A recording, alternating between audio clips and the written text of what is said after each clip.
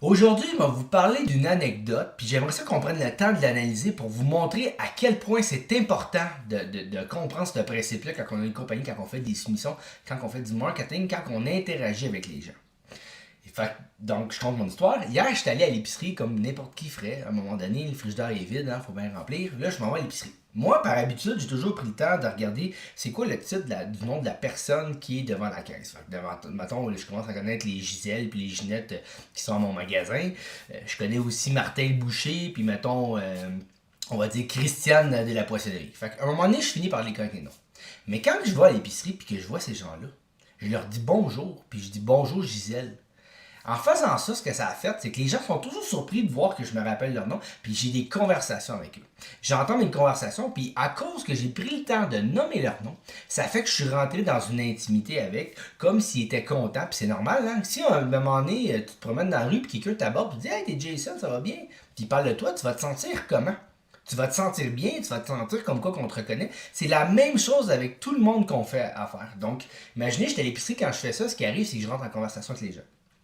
Souvent, ce qui arrive, c'est que, mettons, je vous donne un exemple, je suis avec Christiane de la poissonnerie, puis là, je dis bonjour, Christiane, comment ça va?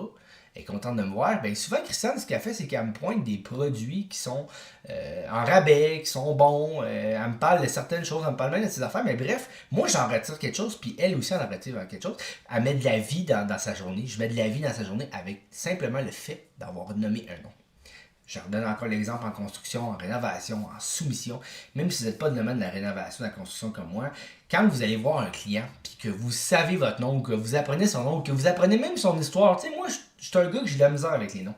Mais je me rappelle souvent des histoires qui viennent avec. Fait que si le gars m'a parlé de hockey dans une soumission, souvent je me rappelle encore de cette anecdote-là de hockey. Fait que ça fait que moi, j'entends une conversation avec, en parlant, après, en disant, hey, je sais pas, moi, je connais rien du hockey, là. Mais là, elle m'a dit, hey, puis t'as écouté la game? Parce que là, maintenant, je sais qu'il y a une game de hockey qui a été faite.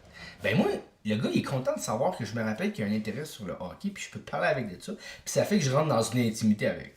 Quand on crée ce distance, quand on crée ce rapprochement-là avec des clients, vous allez voir, vous allez avoir des meilleures communications. Vous allez avoir un meilleur taux de closing. Parce que dans le fond, dans vos relances, vous avez commencé à nommer son nom. C'est important de faire ça. Ça personnalise ce que vous créez comme relation avec vos clients. Puis vous allez voir, votre taux de succès de closing va augmenter.